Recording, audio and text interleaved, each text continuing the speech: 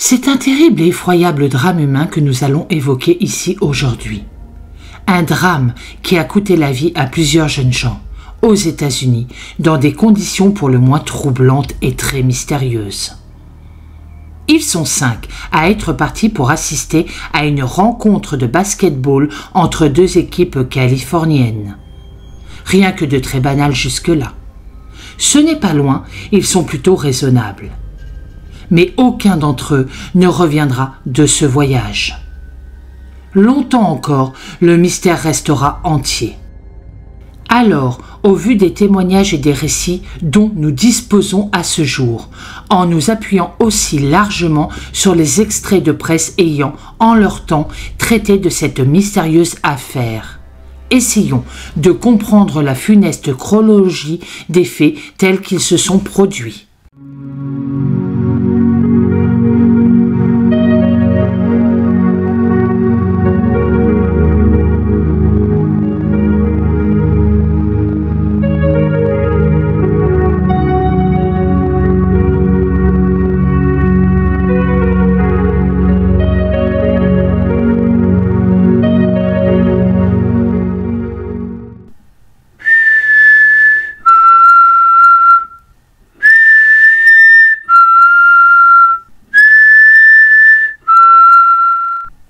Aloha, j'espère que vous allez bien. On se retrouve aujourd'hui pour vous parler de la terrible affaire du groupe Mathias. Je sais que beaucoup d'entre vous ont certainement vu déjà cette affaire passer sur les réseaux sociaux, mais je tenais quand même à vous la partager car cette affaire m'a terriblement marqué. Je viens de m'apercevoir au montage, je ne sais pas pourquoi je m'en suis pas aperçu avant, mais bon, ça c'est tout moi, que je dis souvent remorque. Alors remorque en français c'est une caravane, tout simplement, vous allez le voir dans la suite de l'histoire, je le dis assez régulièrement, mais en fin de compte c'est vraiment une caravane. Dans la nuit du vendredi 24 février 1978, 5 amis de Yuba City, une petite ville de l'État de Californie aux États-Unis, Gary Mathias, Jack Madruga, Jackie Huet, Ted Weir et William Sterling décident de se rendre à Chico, également en Californie, pour assister à un match de basket-ball. La ville de Chico est située au nord-ouest de Yuba City, elle-même située à 40 km au nord de la grande agglomération de Sacramento. La distance entre les deux villes est de 100 km environ, ce qui n'effraie nullement nos 5 joyeux compères. Une belle sortie entre amis en fait. Vers 18h donc, ce vendredi 24 février 1978, les 5 hommes se sont rendus à Chico en Californie pour assister comme prévu au match de basket-ball universitaire où leur club favori, les Aggies de l'Université de Californie Davis, doivent jouer entre les Chico State Wildcats. Les Aigles gagnent haut la main par 98 à 86. Ils sont ravis. Le voyage a duré un peu plus d'1 heure dans le break Mercury Montego de Madruga. Le match a lieu au gymnase Art Hacker de l'État de Chico et doit commencer à 19h45. Ils sont dans les temps. On s'attendait à ce qu'ils soient de retour avant minuit et on savait qu'en cas d'incident ou de retard, ils préviendraient comme ils le faisaient à chaque fois. Et la soirée tant attendue a tenu toutes ses promesses, tant en matière de camaraderie que de sportivité. Mais plus tard dans la nuit, ce qui a suivi a été un plongeon dans une énigme sombre et macabre, énigme qui hantera leur nom pour toujours. Quand le match s'est achevé vers 22h, ils se sont arrêtés dans un commerce pour acheter gâteaux et friandises, ainsi que quelques boissons. De là, tout le monde s'attendait à ce qu'ils retournent chez eux, à Marysville, Yuba. Mais de façon inattendue et mystérieuse, ils ne le feront pas.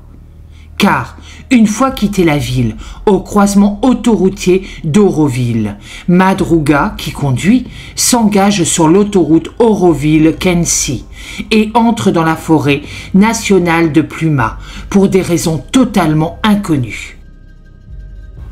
On sait donc avec certitude qu'une fois le match terminé, tard dans la nuit, les festivités achevées et les derniers lampions éteints, les 5 hommes sont partis, au volant de leur voiture, sur une route de montagne, pour prolonger la promenade et le seul plaisir d'être ensemble.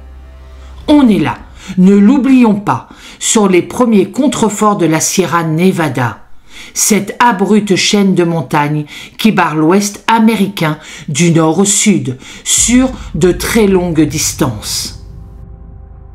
Mais rien ne va se passer comme ils l'espéraient. C'est du moins ce que suspecteront leurs proches et les secouristes alertés quand les 5 hommes ne donneront plus aucun signe de vie. Ils sont dans la forêt de Pluma. La route qu'ils empruntent est à lacet. L'altitude grimpe petit à petit et la neige se met à tomber. D'autant que la température a chuté de façon drastique. Où allaient-ils donc par là, de nuit ? N'ont-ils rien vu venir? N'ont-ils pas pris conscience du danger? Étaient-ils trop joyeux? Ivres peut-être? Personne, jamais, n'a répondu à ces questions pourtant essentielles. Les amis des 5 garçons et les familles ont passé tout le samedi 25 février à fouiller la région de Chico et même la ville de Yuba et les autoroutes de liaison entre les 2 villes, à la recherche de signes de la voiture de Jack ou des 5 hommes. Mais il n'y a pas eu de signes ou d'indices. Car les 5 hommes étaient censés jouer au basketball le samedi 25 février dans le cadre d'un tournoi de basketball des Jeux olympiques spéciaux, chez eux. Et on sait qu'ils n'auraient manqué cela pour rien au monde. Comme ils ne sont pas revenus et n'ont pas donné signe de vie, les recherches s'organisent progressivement. Le lendemain, des recherches ont immédiatement été lancées par le département du shérif local, qui a aussi informé les comtés voisins de Sutter et Pletzer et la patrouille routière de la région. L'hypothèse initiale retenue était que la voiture de Madruga était en panne ou qu'il s'était perdu. La presse locale a repris l'histoire et elle s'est rapidement répandue à l'échelle nationale. Les autorités ont poursuivi les recherches pendant les 2 jours suivants, mais rien ne s'est paru. Les 27 et 28 février, les membres de la famille ont tous été interrogés pour recueillir autant d'informations générales que possible sur les garçons disparus, leur comportement, leur objectif. Les recherches initiales, en l'absence de résultats probants, sont assez rapidement abandonnées. L'enquête sur la disparition inquiétante des 5 jeunes gens est donc suivie dans le cadre du service normal des policiers de différents comtés concernés. Après toute la couverture médiatique, il était inévitable que de nombreuses personnes aient contacté le département du shérif du comté de Yuba avec des pistes apparentes. De fausses pistes vont malheureusement égarer les enquêteurs. Les 5 hommes auraient été vus dans un grand magasin de Sacramento, puis à l'aéroport où le break Mercury serait resté garé, feu allumé. Une fois vérifié, tout cela s'est avéré soit totalement faux, soit sans lien avec la disparition signalée. Puis enfin, comme un signe d'espoir, c'est dans la soirée du mardi 28 février qu'un homme a contacté le département du shérif de comté de Yuba et les a informés qu'un travailleur du service forestier qui marquait du bois avait trouvé, la veille, une voiture qui semblait abandonnée sur une route non pavée, près d'Auroville. Identifiée avec sa plaque Californie XQG 831, c'est bien le break Mercury Montego 1969 à 2 portes blanches sur bleu clair de Jack Madruga. Étrangement, Il y a de l'essence dans le réservoir, suffisamment pour atteindre une station-service, et le moteur tourne rond. La voiture se trouvait près de Roger Coy-Camp, après Elk Retreat, à une altitude de 4200 à 4500 pieds, soit environ 1500 mètres. La région est froide, glaciale même, en cette fin d'hiver. Et on est environ à 1h15 de route de Chico, mais bien dans la direction opposée à la route qu'ils auraient dû emprunter pour rentrer chez eux. Curieusement, la voiture était garée au milieu de la route et semblait coincée dans la neige. Le véhicule n'est pas accidenté, ne présente aucune trace de choc avec un animal sauvage ou un autre véhicule, ce qui aurait pu arriver. Et l'intérieur est propre, rangé, sans trace de lutte ou de bagarre. C'est étrange et très mystérieux. Dans la voiture même, puis à proximité de la route et de l'endroit où elle était stationnée, puis encore plus loin sur les chemins de montagne, aucune trace des 5 hommes. Pas d'empreinte de pas, pas de vêtements abandonnés, pas d'effets personnels éparpillés ici et là. Rien en tout cas qui puisse amener les policiers dépêchés sur place à trouver une piste, un indice. Ils sont complètement déconcertés. Une fenêtre avait été partiellement baissée et les clés étaient introuvables. Des emballages de bonbons, des cartons de lait, un journal et des programmes de basket-ball avec des statistiques de notation étaient à l'intérieur, mais rien d'autre n'est découvert. Un étrange rapprochement va avoir lieu avec un homme prénommé Joseph Schonz.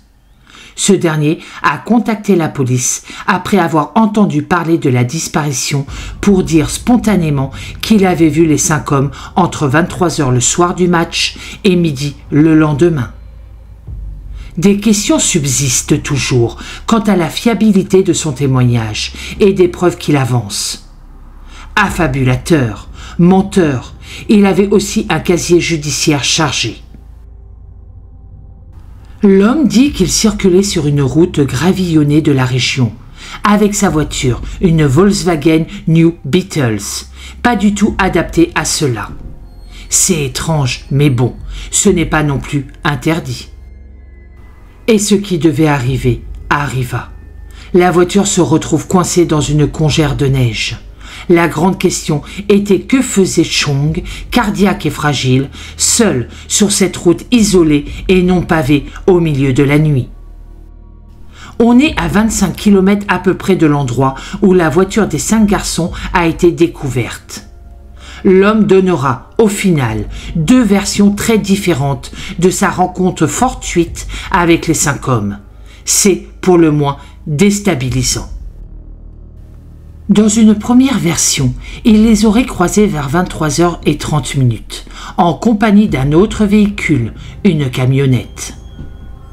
Dans une deuxième version plus mystérieuse, alors qu'il était à l'intérieur de sa voiture, il a entendu des bruits de sifflement et a vu ce qu'il pensait être un groupe d'hommes et une femme avec un bébé, marchant à la lumière des phares d'un autre véhicule. Schonz a appelé à l'aide et les lumières se sont éteintes et les sifflements se sont arrêtés. Quelques heures plus tard, il a vu des vaisseaux de lampes de poche à l'extérieur de sa voiture et a de nouveau appelé à l'aide.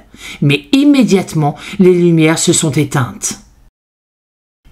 Ajoutant à cet imbroglio, une femme a aussi déclaré avoir vu les 5 hommes dans une camionnette rouge samedi et dimanche, à environ 1 heure de route du site de leur voiture abandonnée.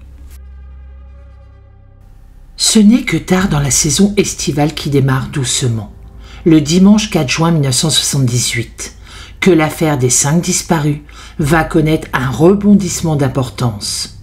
Et pour cause. Et comme à chaque fois, le temps passe. La neige a enfin fondu, tardivement même par endroits, tant le printemps a mis longtemps à venir et à s'installer. Sans réelle surprise, car c'était un peu dans l'attente des policiers et des sauveteurs, Ce sont des randonneurs qui vont découvrir les corps de 4 des 5 hommes disparus en pleine forêt. Un homme circulant à moto avec son fils dans la forêt de Pluma va tomber en fin de journée lors d'une halte sur une aire de camping, sur une remorque d'où se dégage une odeur pestilentielle. Dedans, ils vont trouver un corps recouvert d'un drap. Secoués par la découverte, ils préviennent aussitôt le département du shérif du comté de Butte, tard le soir vers 21h45. Initialement sceptique, le département du shérif a finalement décidé d'envoyer quelqu'un au camping pour enquêter davantage. Ils confirmeront la découverte d'un corps. Mais là encore, les circonstances mêmes de la découverte des 4 corps sont plus qu'étranges. Car les corps étaient enveloppés dans des circonstances bizarres et effrayantes. C'est pour le moins choquant et cela démontre qu'il y a eu d'évidentes interventions humaines. Le corps découvert était très maigre, avec une barbe épaisse et des cheveux bouclés et plutôt négligés. Les enquêteurs ont rapidement réalisé qu'il s'agissait de Ted Weir, portant les mêmes vêtements que lorsqu'il a disparu. Les pieds de Ted étaient gravement gelés et son pantalon était roulé jusqu'aux genoux, les mains sur la poitrine. 3 orteils de son pied droit et 2 orteils de son pied gauche étaient manquants, avec des preuves de gangrène. Ses chaussures en cuir avaient disparu. Près du lit, sur table montrée, il y a sa bague en nickel avec la gravure Ted, son collier en or, son portefeuille avec de l'argent à l'intérieur et une montre Waltham en or. Les enquêteurs ont examiné la remorque à fond, notant la fenêtre cassée du côté nord, qui avait été endommagée de l'extérieur. Des canettes de rations militaires vides ont été trouvées à l'extérieur de la fenêtre de la remorque et près du corps de Ted. Des livres ont aussi été trouvés à l'extérieur de la porte arrière de la remorque, et un drap blanc et une chaussette étaient situés non loin. Une bougie qui avait été allumée à un moment donné était également posée dans la remorque. L'autopsie du corps de Ted a confirmé qu'il était décédé d'une congestion pulmonaire due à une exposition au froid intense. Il aurait possiblement vécu ainsi entre 8 à 13 semaines après sa disparition, au vu de la longueur de sa barbe et d'une perte de poids d'environ 100 livres, soit 50 kilos, alors qu'il ne pesait que 120 livres, 60 kilos, au moment de son décès. Plusieurs draps dans un linceul étaient étroitement rentrés sur son corps, indiquant que quelqu'un d'autre avait été avec lui dans la remorque, car il n'aurait pas pu s'emmitoufler de cette manière. 2 jours plus tard, le mardi 6 juin 1978, vers 10h du matin, les corps de Jack Madruga et Bill Sterling ont été retrouvés dans la région de Granite Basin, à 3 miles à peine du terrain de camping initial. 40 chercheurs mobilisés avaient passé au peigne fin toute la zone et trouvé une piste de couverture menant à des remorques. Le corps très sévèrement décomposé de Madruga a été retrouvé du côté nord-est de la chaussée, près d'un ruisseau, partiellement mangé par les animaux sauvages. Allongé face contre le haut, sa main droite enroulée autour de sa montre et les clés du break Mercury Montego encore dans ses vêtements. Sterling, lui, a été trouvé de l'autre côté de la route, au sud-ouest dans un remblai. Ses restes, principalement des os, étaient dispersés dans une zone boisée sur environ 50 mètres carrés.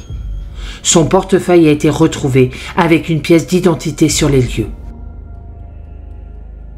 À ce stade de l'enquête, 2 hommes manquent toujours. Gary Mathias et Jackie Huett étaient toujours portés disparus. 2 jours plus tard, juste à côté de la même route, mais beaucoup plus près de la remorque, le père de Jackie Huett, Jack Huett Sr., cherchant lui aussi à trouver les restes de son fils, à environ 1/4 de miles. Il a également trouvé une paire de Levi's et les chaussures Getzer à semelles ondulées, puis il a trouvé la veste de Jackie. Quand il a ramassé la veste, un morceau d'os de colonne vertébrale est tombé. C'est sinistre et terriblement choquant pour cet homme désemparé. Le shérif adjoint du comté de Plymouth a trouvé un crâne le lendemain, à environ 100 mètres en bas du reste des os, que le dentiste familial a utilisé pour identifier les restes. C'est bien le garçon recherché. Bien que les corps des hommes aient été fortement décomposés, les résultats de l'autopsie ont déterminé qu'ils étaient probablement décédés d'exposition au froid intense. Mais les chercheurs, malgré leurs efforts, n'ont trouvé aucun signe de Gary Mathias. Ses chaussures de tennis étaient certes à l'intérieur de la remorque du service forestier, ce qui a laissé penser aux enquêteurs qu'ils les auraient peut-être enlevées pour mettre les chaussures en cuir de Weir. Très vite alors, ce qui aurait encore pu être un banal accident deviendra, là-bas en Californie, l'incident du groupe Mathias, l'affaire Yuba City 5, ou encore l'incident américain du passage d'Yatlov. Établissant des parallèles étranges avec la mort tristement célèbre et non résolue de 9 randonneurs russes dans les montagnes de l'Oural en Union soviétique en 1959, soit tout de même 20 ans auparavant. J'ai fait cette vidéo sur ma chaîne, si cela vous intéresse. Et c'est vrai que, sans que les faits soient strictement identiques et le contexte fort différent, les parallèles peuvent tout de même apparaître comme troublants, et ce pour plusieurs raisons. Aurait-on affaire à la même répétition des faits, à 20 ans et plusieurs milliers de kilomètres de distance ?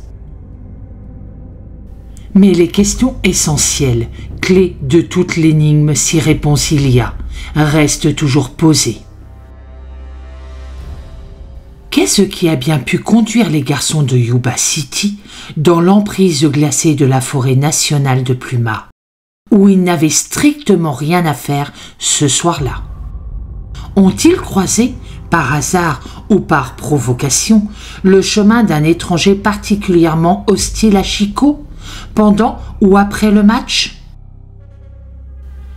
Une présence malveillante et très dangereuse les a-t-elle traqués sur leur chemin de retour, transformant une nuit de plaisir en un jeu de survie mortel? Se serait-il tout simplement trompé de route au retour, connaissant mal la région? Pourquoi Ted Weir a-t-il été retrouvé dans une remorque à plusieurs kilomètres de la voiture?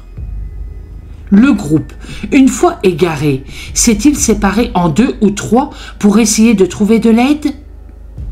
Pourquoi Ted Weir est-il mort de faim alors qu'il restait des rations en réserve?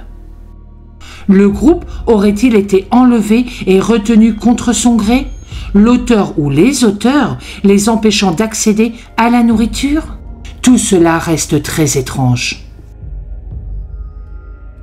Les spéculations vont donc bon train, surtout en l'absence de preuves concrètes. Le temps qui a passé, lentement, n'a rien apporté de nouveau. Et force est d'admettre que plus de 4 décennies plus tard, la vérité reste encore enfouie dans la beauté, mais aussi dans les mystères de la forêt nationale de Plymouth. Cette forêt qui reste silencieuse, gardant jalousement peut-être les réponses obscurcies par le temps et les ombres des arbres.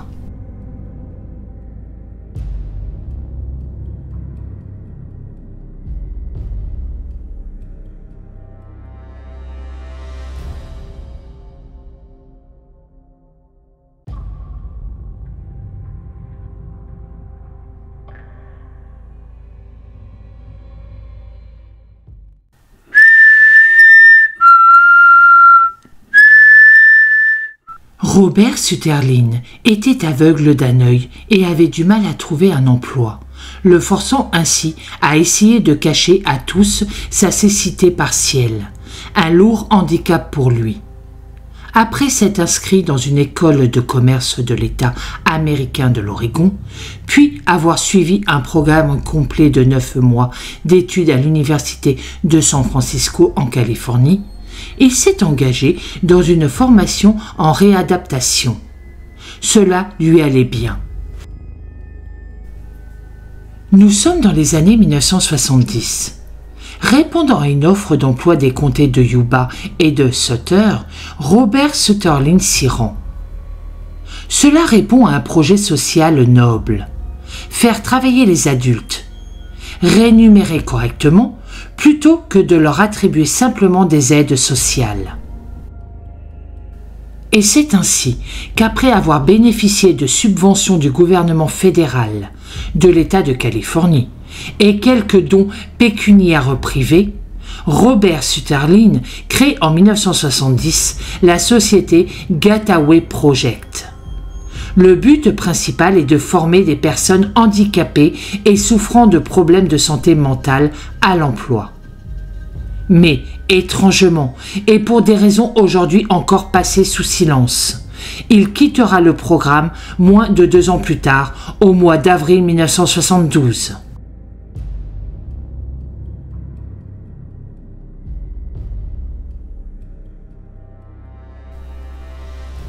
Après le départ de Robert Sutherland, un nouveau directeur est nommé en octobre 1973. Il s'agit de Donald Garrett. La structure continue de fonctionner correctement. Puis un jour, c'était le mardi 18 février 1975, un incident d'une ampleur exceptionnelle ravage totalement l'un des entrepôts de Gateway Project, situé sur Franklin Avenue à Yuba City. Les dégâts, estimés à au moins $100 000, sont terribles. On ne sait pas, une fois le brasier éteint, si la société va s'en remettre. Vous allez me dire pourquoi je vous raconte tout ça. Vous inquiétez pas, on va y venir.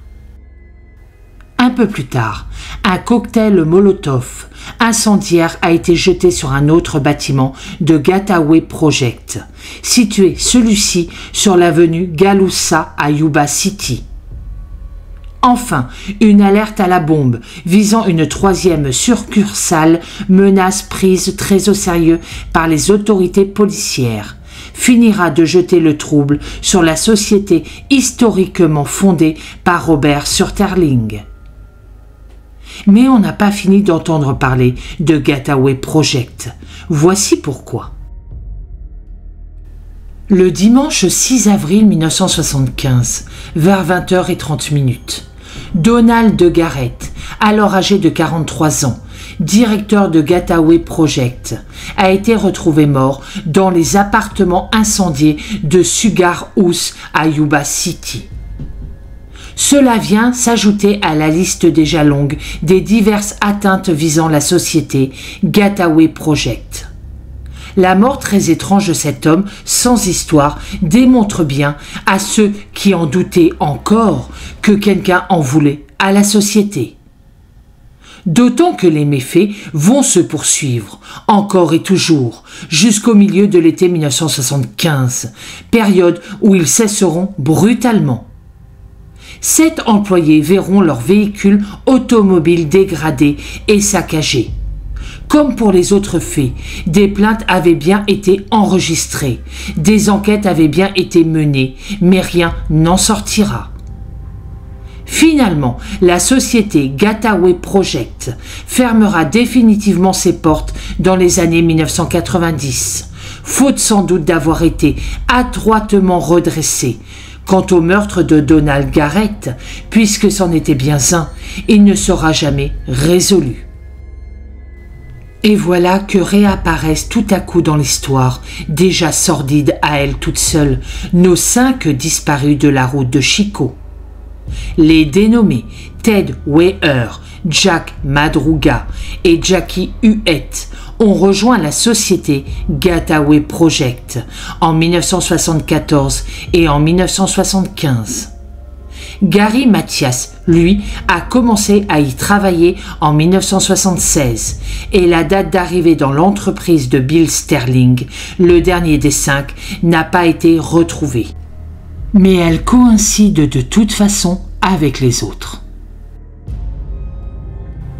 Signalons quand même que 4 de ces 5 hommes, âgés de 24 à 32 ans, présentaient un certain degré de déficience intellectuelle ou de développement. Un seul d'entre eux, Gary Mathias, souffrait d'une maladie mentale plus grave, assimilée à la schizophrénie. Ils étaient tous les 5 inscrits à un programme de jour pour adultes handicapés et déficients à Gateway Project. Mais cela ne signifiait nullement qu'ils n'avaient pas de vie sociale extérieure, bien au contraire, sauf quand ils étaient placés en situation de stress important.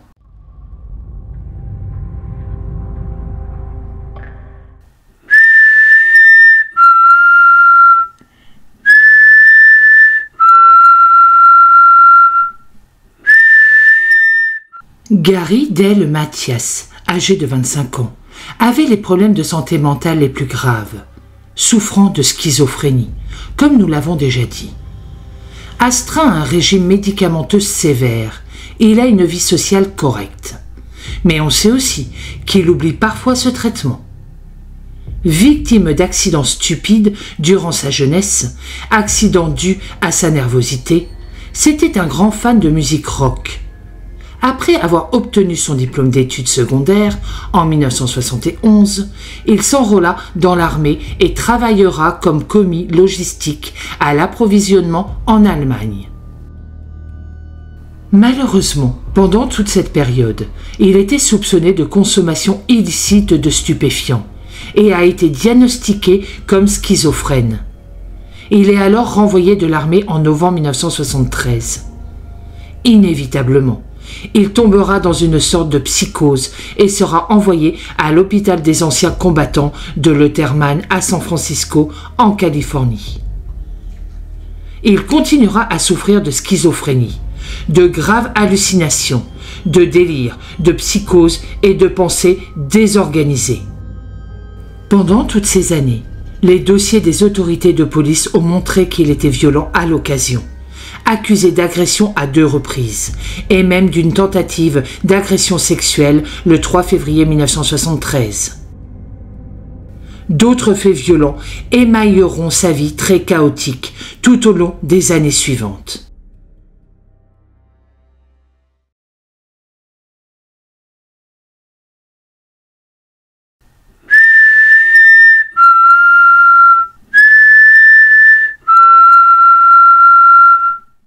Ted avait 32 ans au moment des faits et a toujours été considéré comme lent par les membres de la famille dès la naissance. Il pouvait conserver un emploi, mais avait besoin d'une supervision permanente. Il a été employé pendant un certain temps comme concierge à l'école intermédiaire Yuba Garden. Il a également travaillé comme commis au snack bar, mais il a vite démissionné. Certes, il apparaissait comme gentil, extraverti, amical et pouvait lire et écrire. Il aimait être actif et marchait souvent sur des kilomètres. Mais il avait un mauvais sens de l'orientation, surtout la nuit. Il craignait aussi fortement l'obscurité. Le rapport de police disait aussi qu'il fréquentait une femme au moment de sa disparition, probablement quelqu'un que Ted a rencontré au sein de la société Gateway Project et qui était également lié à Jackie Hutt, peut-être romantiquement.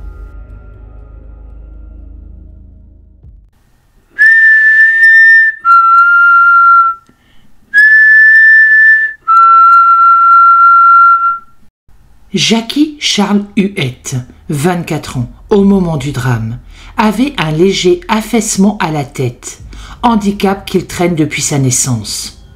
Les médecins qui l'avaient suivi à l'époque décriront Jackie comme étant retardé, un mot couramment utilisé à l'époque, sans être péjoratif, mais qui est maintenant considéré comme propos inacceptable. Il souffrait d'asthme et vivait avec ses parents, ses 2 frères, une sœur et ses grands-parents dans la maison familiale.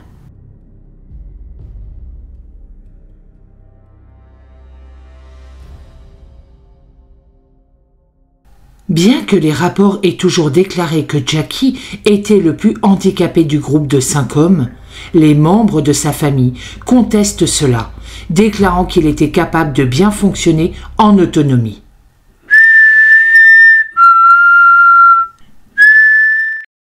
Jack Doc Anton Madruga, âgé de 30 ans, lors de son inquiétante disparition, était issu d'une famille d'origine portugaise, ayant vécu et grandi sur les îles des Açores.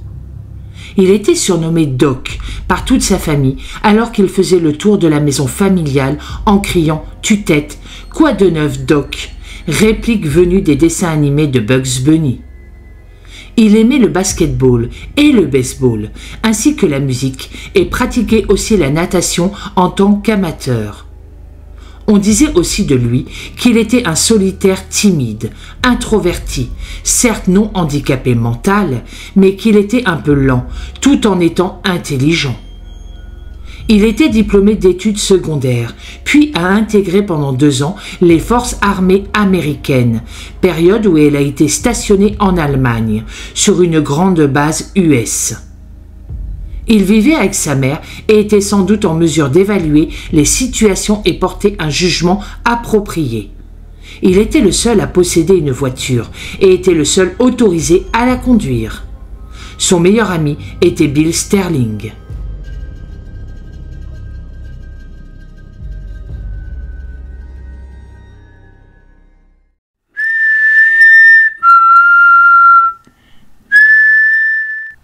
William Bill Lee Sterling, 29 ans, lorsqu'il disparaît, était considéré comme social et intelligent, mais certains l'ont décrit comme étant paresseux et peu volontaire. Il a passé une période indécise dans 2 établissements de santé mentale, l'hôpital d'État de Napa et l'hôpital général de Whip, la première alors qu'il n'avait que 8 ans, la seconde à 19 ans. Il vivait encore à la maison avec ses parents au moment de sa disparition très inquiétante.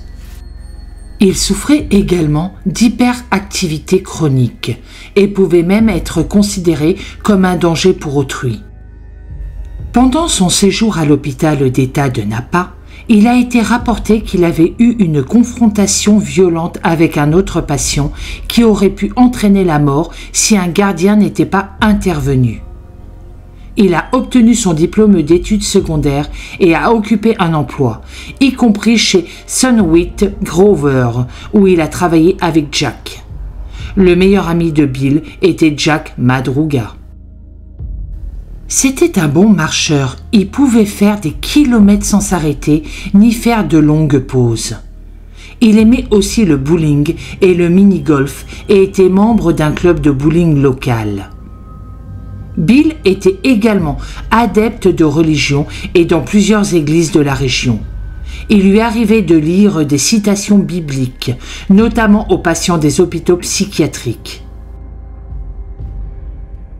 Au moment de sa disparition, il était membre de l'église communautaire de Marysville. On ne sait pas s'il a eu et entretenu une relation amoureuse durable et stable avec quelqu'un.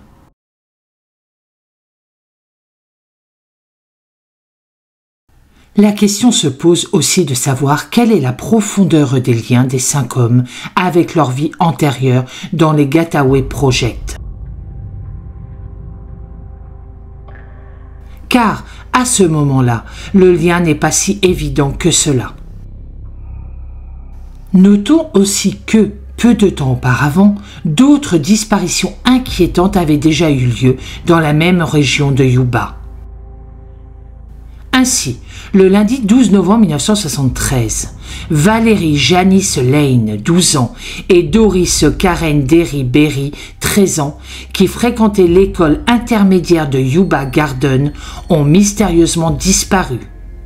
Leurs corps ont été découverts le lendemain, dans une zone boisée au sud-est de Marysville. Toutes 2 avaient été battues et agressées. Mais l'affaire ne sera pas résolue. Pas dans l'immédiat en tout cas.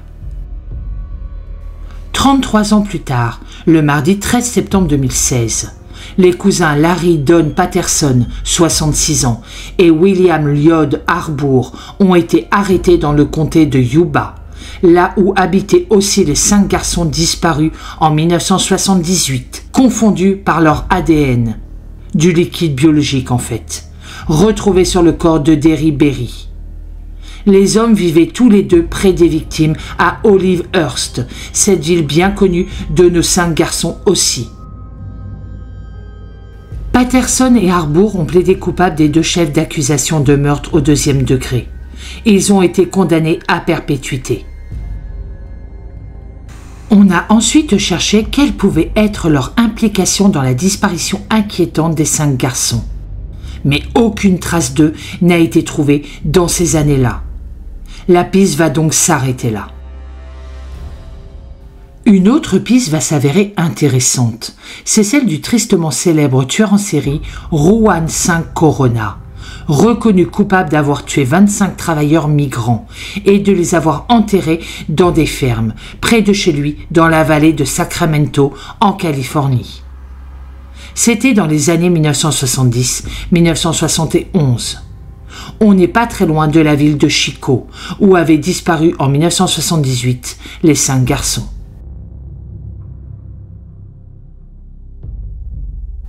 Les victimes de Corona étaient souvent des vagabonds qui se déplaçaient de ferme en ferme à la recherche d'un travail à court terme dans les vergers et les vignobles de la vallée. Personne ne semblait remarquer la disparition de tous ces hommes. Les meurtres ont été révélés après qu'un producteur de pêche a repéré un trou frais dans l'un de ses vergers près de Yuba City, le mercredi 19 mai 1971. Lorsqu'il est revenu plus tard dans la journée, le trou avait été comblé. Le fermier a appelé le bureau du shérif du comté de Sutter et les adjoints ont déterré le corps d'un homme qui avait été poignardé à la poitrine et à la tête. Une fouille des vergers situés à proximité a révélé la présence d'autres tombes, certaines fraîchement creusées. Les fouilles ont duré plusieurs jours, jusqu'à ce que 25 cadavres soient déterrés. Les victimes auraient eu entre 40 à 60 ans environ. Toutes avaient été agressées et poignardées. Une perquisition de sa maison à Yuba City a permis de découvrir une machette tachée de sang et un grand livre comptabilisant les noms des victimes. L'homme était marié avec 4 enfants.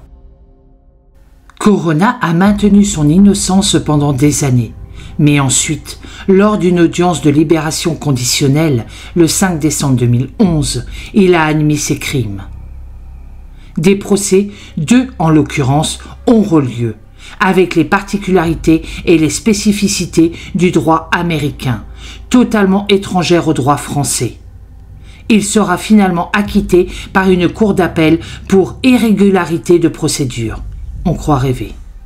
Il est décédé en mars 2019, à l'âge de 85 ans, dans un hôpital près de la prison d'État de Cormoran. À ce jour, donc, aucun lien n'a pu être établi de façon formelle entre la disparition inquiétante des 5 garçons et toutes les autres affaires criminelles de la région. Quant aux circonstances exactes de la disparition inquiétante de 1978, elles resteront à jamais mystérieuses et non prouvées.